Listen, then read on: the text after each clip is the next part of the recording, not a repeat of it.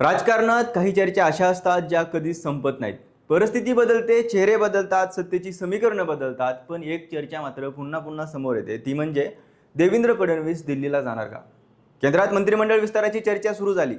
महाराष्ट्रात सत्तेचं एखादं नवं समीकरण तयार झालं. महायुतीत थोडीशी अस्वस्थता दिसली किंवा फडणवीसांची अमित शहा, नरेंद्र मोदी यांच्यासोबत बैठक झाली की ही चर्चा पुन्हा जिवंत होते. पण या चर्चामध्ये खरंच किती तथ्य असतं? भाजपला खरंच देवेंद्र फडणवीस यांना दिल्लीत नेण्याची गरज आहे का? की उलट महाराष्ट्रातच त्यांची जास्त गरज आहे? आणि गेल्या 10-12 वर्षात ही चर्चा वारंवार का रंगत आली आहे? याचाच घेतलेला हा सविस्तर आढावा. नमस्कार, मी अमोल जाधव आणि तुम्ही पाहताय लगाव बत्ती. गेल्या काही दिवसात पुन्हा एकदा महाराष्ट्राच्या राजकारणात देवेंद्र फडणवीस दिल्लीला जाणार का ही चर्चा रंगली. ठाकरे गटाचे नेते आदित्य ठाकरे यांनी नुकत्याच पार पडलेल्या पावसाळी अधिवेशनात दावा केला की देवेंद्र फडणवीस यांचं मुख्यमंत्री म्हणून हे शेवटचं अधिवेशन ठरू शकतं. त्यांना दिल्लीला बोलावलं जाईल आणि केंद्रात मंत्रिमंडळात स्थान दिलं जाईल. त्यानंतर काँग्रेसचे ज्येष्ठ नेते पृथ्वीराज चव्हाण यांनीही अलीकडे घेतलेल्या पत्रकार परिषदेतून अशाच चर्चांचा उल्लेख केला. त्यांनी सांगितलं की राजकीय वर्तुळात अशी चर्चा आहे की फडणवीसांना केंद्रात नेलं जाईल. एकनाथ शिंदे यांचा गट भाजपमध्ये विलीन होईल आणि त्यानंतर शिंदेना पुन्हा मुख्यमंत्री केलं जाईल. मात्र त्यांनी हेही स्पष्ट केलं की यावेळी केवळ हे ऐकीव चर्चा आहेत, अधिकृत माहिती समोर आलेली नाहीये. दुसरीकडे संजय राऊत यांनी तर वेगळाच दावा केला. त्यांच्या मते फडणवीस जर केंद्रात गेलेच तर मुख्यमंत्री एकनाथ शिंदे नाही तर चंद्रशेखर बावनकुळे होतील, कारण फडणवीस स्वतः त्यांचंच नाव पुढे करतील. अशा वेगवेगळ्या दाव्यांमुळे पुन्हा एकदा प्रश्न निर्माण झाला की फडणवीस खरंच दिल्लीच्या वाटेवर आहेत का? पण या चर्चा आजच्या नाही आहेत. खरं तर 2014 पासून त्या सातत्याने सुरू आहेत. प्रत्येक वेळी वेगळं कारण असतं, पण निष्कर्ष मात्र तोच असतो. 2014 मध्ये नरेंद्र मोदी पहिल्यांदा पंतप्रधान झाले. त्यावेळी भाजपमध्ये देवेंद्र फडणवीस यांना केंद्रात मोठी जबाबदारी दिली जाऊ शकते अशी चर्चा होती.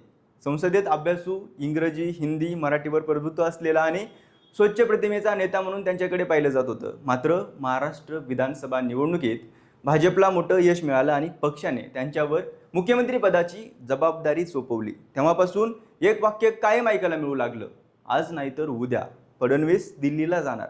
त्यानंतर 2019 मध्ये महाविकास आघाडीचं सरकार आलं. फडणवीस विरोधी पक्षनेते झाले. त्या काळात जेव्हा जेव्हा मोदी सरकारच्या मंत्रिमंडळात विस्ताराच्या चर्चा व्हायच्या तेव्हा माध्यमांमध्ये फडणवीसांचं नाव हमखास यायचं. कारण अनेकांना वाटत होते की एवढ्या मोठ्या नेत्याला विरोधी पक्षनेते म्हणून ठेवण्यापेक्षा केंद्रात महत्त्वाचं मंत्रालय देणं भाजपसाठी फायदेशीर ठरेल. पुढे 2022 मध्ये महाविकास आघाडी सरकार पडलं आणि एकनाथ शिंदे मुख्यमंत्री झाले. फडणवीसांनी उपमुख्यमंत्री पदाची शपथ घेतली. त्यावेळीही राजकीय विश्लेषकांनी अंदाज व्यक्त केला की हा तात्पुरता निर्णय आहे. सरकार स्थिर झाल्यावर फडणवीसांना सन्मानाने दिल्लीला पाठवलं जाईल. पण तसं काही घडलं नाही. परत 2026 मध्ये पुन्हा त्याच चर्चा सुरू झाल्या आहेत. म्हणजे गेल्या 12 वर्षात प्रत्येक मोठ्या राजकीय घडामोडीवेळी फडणवीसांच्या दिल्ली वारीची चर्चा झालीच आहे, पण एकदाही ती प्रत्यक्षात उतरलेली नाहीये. मग आता प्रश्न पडतो की ही चर्चा वारंवार होते तरी का? यामागचं पहिलं कारण म्हणजे देवेंद्र फडणवीस यांचं भाजपच्या केंद्रीय नेतृत्वाशी असलेलं नातं. नरेंद्र मोदी आणि अमित शहा यांच्या विश्वासातील नेत्यांमध्ये त्यांचं नाव कायम घेतलं जातं. बिहार, गोवा यासारख्या राज्यांमध्ये निवडणुकांमध्ये पक्षाने त्यांच्यावर जबाबदारी सोपवली होती. संकटमोचक म्हणून त्यांची प्रतिमा तयार झाली. त्यामुळे दिल्लीत मोठी जबाबदारी मिळू शकते अशी चर्चा स्वाभाविकपणे रंगते. दुसरं कारण म्हणजे त्यांचा प्रशासकीय अनुभव. मुख्यमंत्री, उपमुख्यमंत्री, गृह, वित्त यासारख्या महत्त्वाची खाती त्यांनी सांभाळली आहेत. त्यामुळे केंद्रात एखादं मोठं मंत्रालय त्यांना दिलं जाऊ शकतं असा तर्क अनेकदा लावला जातो. तिसरं कारण म्हणजे महाराष्ट्रातील राजकीय समीकरण. महायुतीमध्ये भाजप, शिवसेना, शिंदे गट आणि अजित पवारांची राष्ट्रवादी असे 3 मोठे गट आहेत. मुख्यमंत्रीपद, जागा वाटप किंवा नेतृत्वाबाबत चर्चा सुरू झाली की लगेच प्रश्न उपस्थित होतो की फडणवीसांना दिल्लीला पाठवून महाराष्ट्रात नवीन चेहरा आणला जाईल का? पण या चर्चांची उलट बाजूही तितकीच महत्त्वाची आहे. कारण वास्तवात पाहिलं तर भाजपसाठी फडणवीसांना दिल्लीपेक्षा महाराष्ट्रात ठेवणं अधिक फायदेशीर ठरतं. यामागचं पहिलं कारण म्हणजे त्यांच्या तोडीचा नेता सध्या महाराष्ट्रात भाजपमध्ये नाहीये.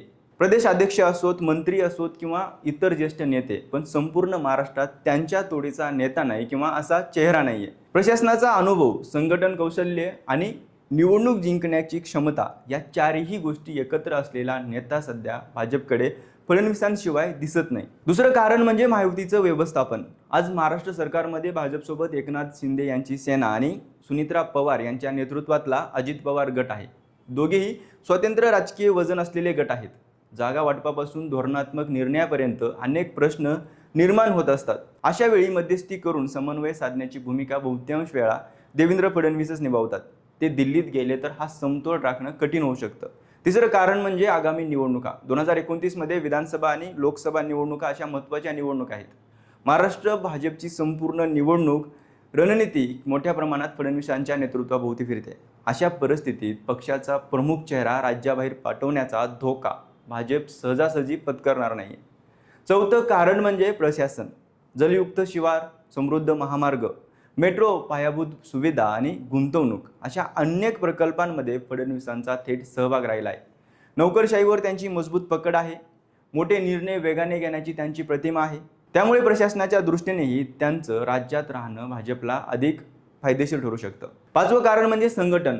भाजपच्या महाराष्ट्रातील बूथपासून राज्यस्तरापर्यंत संघटनात्मक रचनेत फडणवीसांचा मोठा प्रभाव आहे. कार्यकर्त्यांशी त्यांचा थेट संपर्क आहे. निवडणुकीतील सूक्ष्म नियोजनात ते सक्रिय असतात. त्यामुळे राज्यातील संघटनात्मक ताकद टिकवण्यासाठी त्यांची उपस्थिती महत्त्वाची मानली जाते.